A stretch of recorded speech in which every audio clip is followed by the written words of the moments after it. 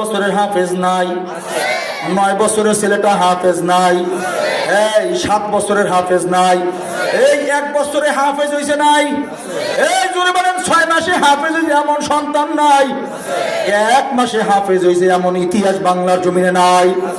ওরে দুনিয়ার মানুষ, 1 মাসে হাফেজ বনাইয়া আমার মাওলা বুঝায় ওরে বেঈমান, কোরআন লইয়া যত দুশ্মনী করো আমার কোরআন মিটাই দিতে পারবি না। তোরা যত চক্রান্ত করবি আমি আল্লাহ তত বেশি শক্তিশালী বানায় দেব। নাই এ বাবা কেমনে বুঝাইলে বুঝবা জানি না। 7 বছরের 6 বছরের হাফেজ আমি দেখছি। কথা কয় না? আপনাদের এই নোয়াখালীতে সম্ভবত বেগমগঞ্জের মাহফিল, কনকনে শীতের মধ্যে আমাকে মোহতামিম সাহেব বলে, হুজুর 19 জন হাফেজ মাথায় পাগড়ি নিবে, মোনাজাতের আগে আপনি বয়ান শুরু করার পূর্বেই পাগড়িগুলো দিয়ে দেন, বয়ান কইরাই মোনাজাত দিয়ে দিবেন। আলহামদুলিল্লাহ খুব ভালো। 19 জন হাফেজের মাথায় পাগড়ি, ছোট্ট একটা ছেলে সামনে দৌড়ায় আসছে, নাক দিয়া হিঙ্গেল বায়ে বায়ে পড়ে। আমি বললাম যাও বাবা পিছনে যাও, এখন দস্তরে ফজিলত দেওয়া হবে।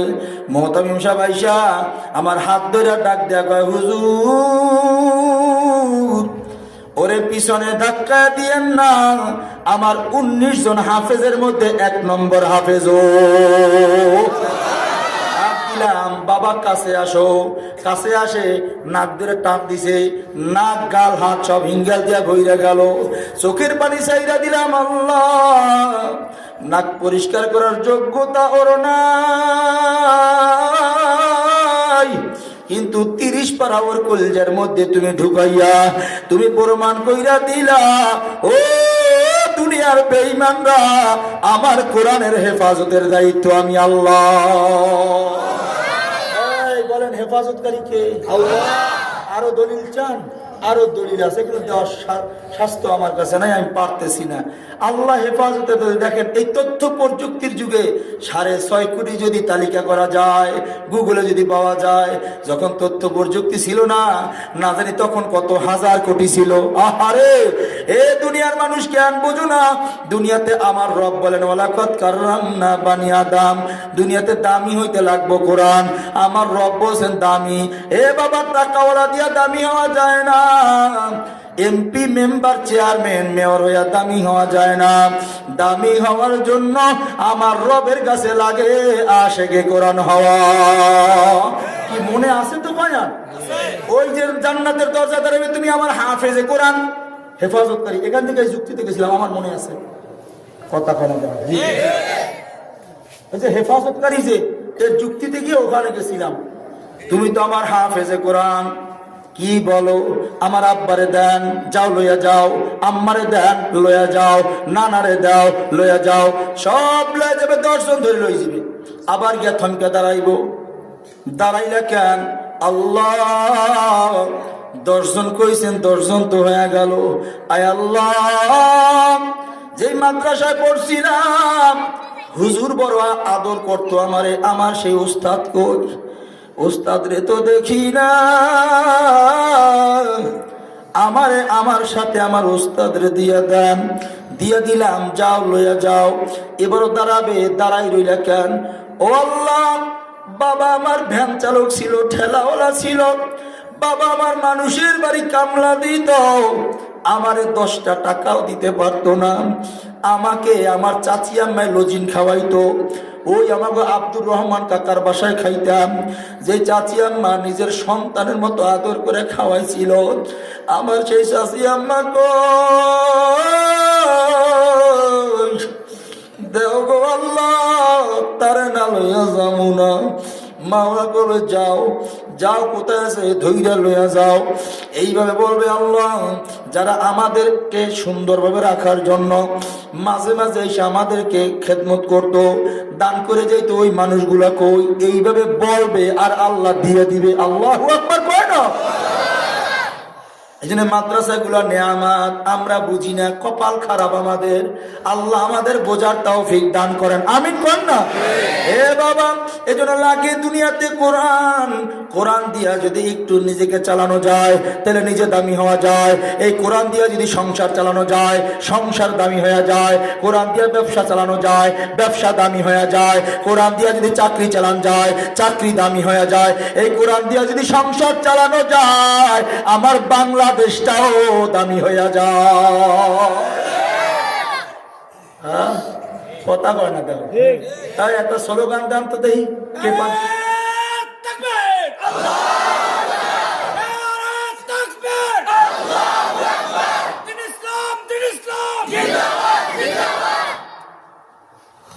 আর একটা দেন তো দেখি, আর একটু ভালো করে কে পারবেন।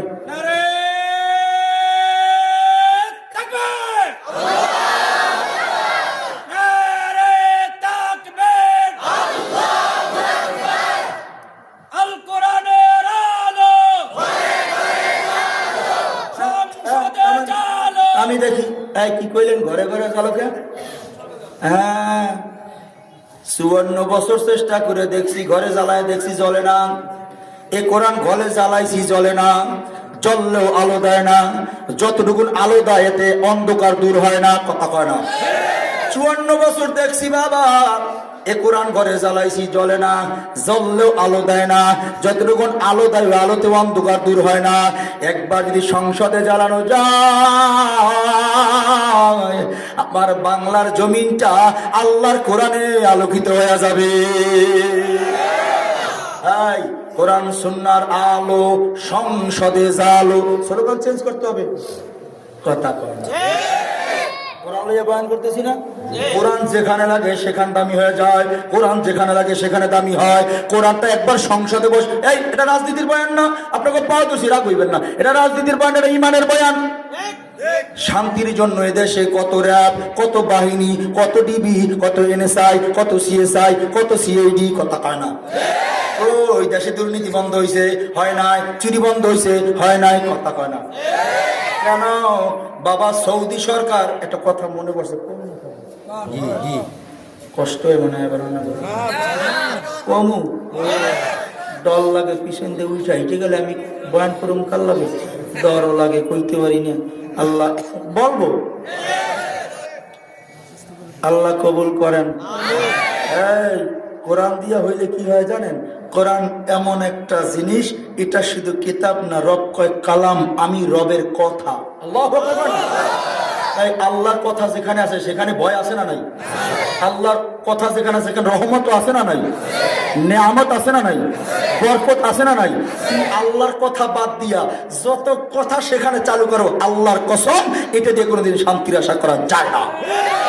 এই বলেন, চুরির বিচার, চুরির শাস্তি এই দেশে এই আইন আছে না নাই? চুরির শাস্তির আইন এদেশে নাই, এরপরে চুরি কমছে কেন? আইন আছে, এটার বাস্তবায়ন নাই। সৌদি সরকার কিন্তু ইসলামী সরকার না, কিন্তু সেখানে কোরআনের কয়েকটা ট্যাবলেট মাত্র জারি আছে।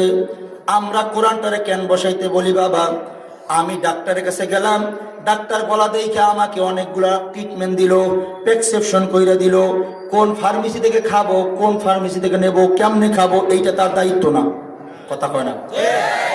রোগ নির্ণয় কইরা লেখা দিতে যান, এই ঔষধগুলো এই নিয়মে খাইয়েন, কোন ফার্মেসি থেকে নেব, কোথায় বসে খাবো, এই দায়িত্ব ডাক্তারের না। আমারও দায়িত্ব বইলা যাওয়া, কেমনে করবেন, কোন পদ্ধতিতে করবেন, ও দায়িত্ব আমার না। ও আমা আলাইনা ইল্লাল বালাগ। কিয়ামতের ময়দানে যখন দাঁড়ায় বলতে পারি, আল্লাহ অনেক কষ্ট করে গেছিলাম, আবার কষ্ট করে আইছিলাম, ও আল্লাহ তোমার বন্দা করে এত কষ্ট কইরা ভাঙ্গা গলা দিয়ে বুঝাইছিলাম, তোমার বন্দারা কেন মানে নাই? আমার চেষ্টা আমি করছি, তোমার বন্দারে তুমি ধরো। আমি যেন কিয়ামতে কইতে পারি, ধরো আল্লাহ, এগুলো মানে না, ধরো। প্রেসক্রিপশন দেওয়া যায়, যদি কোরআনের ট্যাবলেট গুলা জারি করতে পারেন লাভ কি? সৌদি আরবের দিকে তাকায় দেখেন, কোরআনের কয়েকটা ট্যাবলেট জারি আছে মাত্র। কোরআনের একটা ট্যাবলেট হইল, চোরাই যদি চুরি করে প্রমাণ মিলে গেলে হাত কাটো। এই আইন যেমন হুজুরেরা করছে, করছে কে? পাইলাম কই? আসতে কয় কোরআন, এই কোরআন কথাটা যে আসতে পারে কলজেটা ভেঙে যায়। বলেন পাইলাম কই? কোরআন হলে এবার হইতেছে। এবার চোরা যদি চুরি করে হাত কাইতে দাও, বলেন এই আইনটা সৌদি আরব আছে না নাই? এই জন্য আমার বাংলাদেশের যত বড় চোর হোক, সৌদি আরব গেলে যদি হাজারো ডলার পইরা থাকে, একবার ডলার দিকে তাকাইবে, 10 বার হাতের দিকে তাকাইবে। কোন কোনায় যদি সিসি ক্যামেরা পইরা রয়েছে, একবার যদি ধরা খাইয়া যায়, আমি নেতা না খেতা, ওই দেখার টাইম নাই, ধৈর্য হাত কাইটা দিবে। কথা বলে না? এই জন্য সৌদি আরব গেলে সবাই তো আর বিষয়। আমি মাঝে মাঝে বলি, সৌদি আরবে যাইয়ে যারা শয়তানের গায়ে ঢিল মারে, শয়তানও দূরে দেখে আসে, কয় তুই আমার থেকে বড় শয়তান হইয়া আমার ঢিল মারো কেমনে? কথা কয় না? শয়তানে যেই কাম পারে না, কিছু মানে সেই কাম পারে। যেই কাজ শয়তানও পারে না, ওই কাজ কিছু মানুষে পারে। কথা কয় না? আমি বলি, আল্লাহ কোরআনে বলে সূরা নাসের শেষ আয়াত, মিনাল জিন্নাতি ওয়ান নাস, একটা জিন শয়তান আর একটা মানব শয়তান। কয় মানব শয়তান কেমনে চিনবা? যে তোমার নেকের কাজে বাধা দেয়, গুনার কাজে উৎসাহ দেয়, এইটা জগতে মানব শয়তান। আছে না? এই আপনাকে ওই এলাকায় কোনদিন জিন শয়তান আইয়া কইছে, আয় দোস্ত গাজারটা পড়তে আনছি, চল বাগানে গিয়া খামু? কোন জিন শয়তান কইছে? কথা কয় না? এক দোস্ত আর এক দোস্তের ডাকে, আয় আব্বার পকেটে কোনো টাকা চুরি করছি, 50 টাকা দিয়ে পটলা আনছি, চল বাগানে গিয়া খামু। জিন শয়তান পারে না, মানব শয়তান পারে। কোনদিন কোন জিন শয়তান কয় নাই, এ বাবা এ ভাই, আমি চাইলেই তো মুহূর্তের মধ্যে চলে যাইতে পারি কোথাও, আয় বিদেশি এক বোতল মদ আনছি, এক চিবি খাইয়া যাবি। এই কথা কোনদিন জিন শয়তান আপনাকে নোয়াখালী কইছে? বলছে? এ বাবা বলে নাই।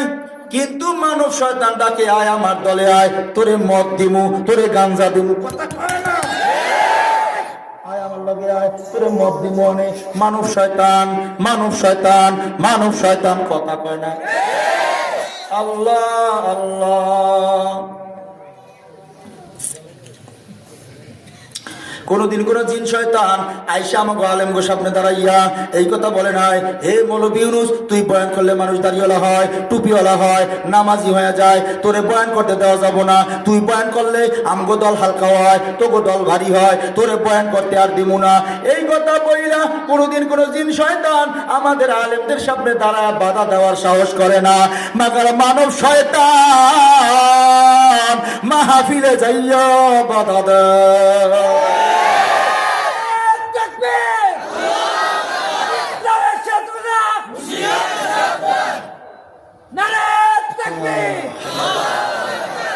আর পারতেছি না, আল্লাহ বরকত দান করেন, আমিন কোন। এই মানব শয়তান সেনা দরকার আছে না নাই? ওলামায়ে কেরাম বলে, এই মানব শয়তান তোমার আব্বাও হইতে পারে, তোমার আম্মাও হইতে পারে, ভাই বোনও হইতে পারে, স্ত্রী সন্তানও হইতে পারে, তোমার নেতাই হইতে পারে। মোট কথা, যদি নেকের কাজে বাধা দেয়, গুনার কাজে উৎসাহ দেয়। বয়ান শুনছে, দাড়ি রেখার ওয়াদা করছে, বিবি কয় পাগল হইছো, দাড়ি রাখলে তোমার বুইরে বুইরে লাগবো, তুমি দাড়ি রাখতে পারবা না, ওই বিবি তোমার মানব শয়তান। ছেলেরা পাগড়ি পরতে চায়, আব্বা কয় তোর স্কুলে দিছি কি পাগড়ি পরার লাইগা, জঙ্গি সাজার লাইগা, না তুই পাগড়ি পরতে পারবি না, ওই আব্বা তোমার মানব শয়তান। অফিসে গেলাম, আমি ঘুষ খামু না, না আমি আল্লাহর ভয় করি। বড় অফিসার কয় ঘুষ না খেলে ট্রান্সফার করে বৃন্দাবন পাঠায় দেবো, জোর করে ঘুষ খাওয়ায়, ওই অফিসার তোমার মানব শয়তান। কোন অফিসার বইয়া কয় টাকা দিলে দে, নাইলে কিন্তু চার্জশিট ঘুরায় দেবো। কথা কয় না? ওই অফিসার তোমার মানব শয়তান, যে তোমার নেকের কাজে বাধা দেয়, গুনার কাজে উৎসাহ দেয়। বুঝতে হবে জগতে এইটা মানব শয়তান। ইসলামের পক্ষে তোমার কাজ করতে দেয় না, তুমি ইসলামের পক্ষে থাকলে তোমার হুমকি দেয়, ওইটা মানব শয়তান। আরে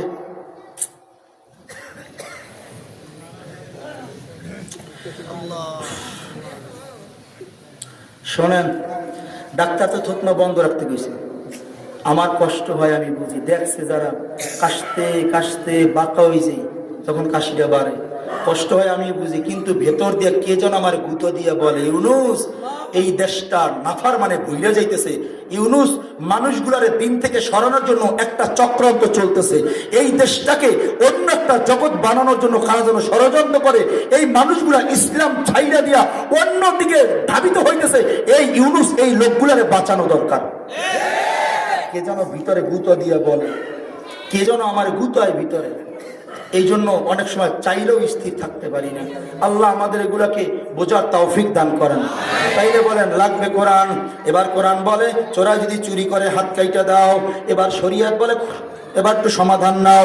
কোরআন ডাইরেক্ট কয় হাত কাটো, শরীয়তের বিধান হলো চোরায় যদি চুরি করে অভাবে, অভাব অভাব অভাব, ঘরের মধ্যে খানা নাই, সন্তানটা অসুস্থ, চিকিৎসার ব্যবস্থা নাই, সন্তানের দিকে তাকায় আর মায়া সহ্য করতে পারে না, সন্তানের জিহ্বাটা বের হয়ে যায়, এত কষ্ট, চিকিৎসা করানো দরকার, ঘরের মধ্যে টাকা নাই, এজন্য চুরি করতে বের হইছে। কথা কয় না? আছে না নাই? ঘরে চাল নাই, এই জন্য চুরি করতে যায়। ঘরের মধ্যে অসুস্থ, চিকিৎসার ব্যবস্থা নাই, এই জন্য চুরি করতে যায়। শরীয়ত বলে আগে হাত কাইতো না।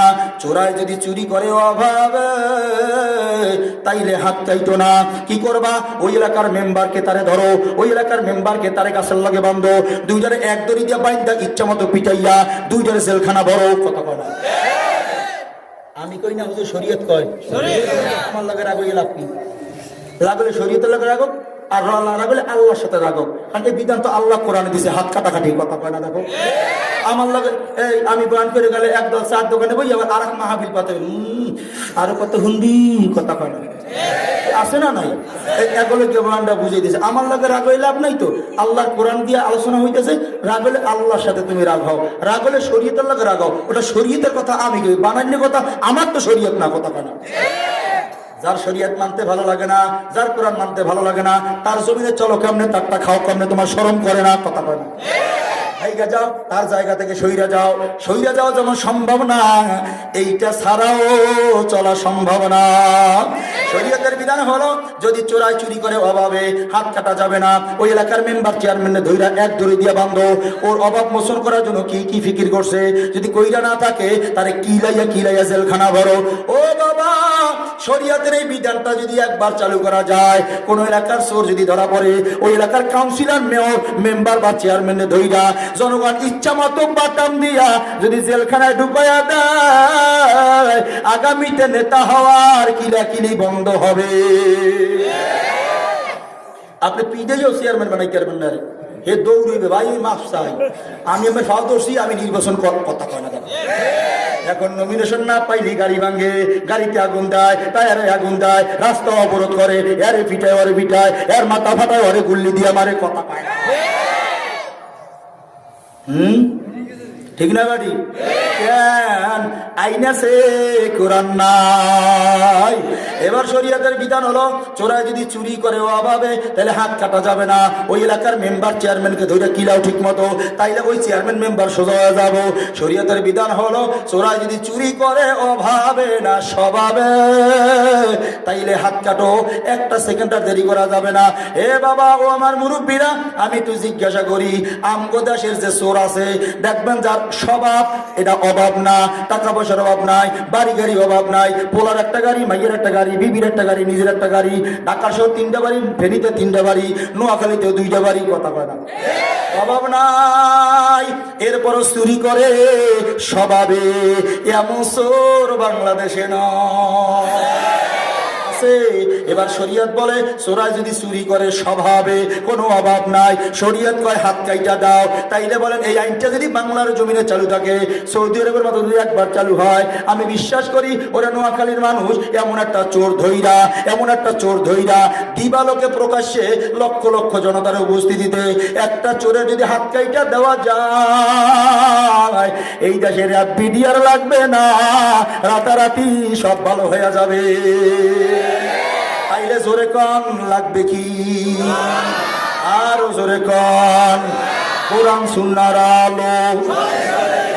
এ বাবা, এই জন্য লাগে কোরআন।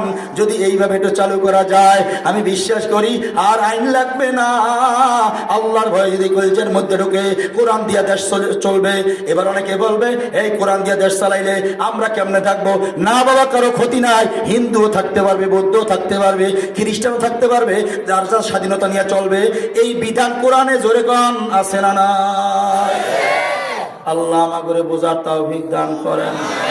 তাইলে বলেন লাগবে কি? পারবেন?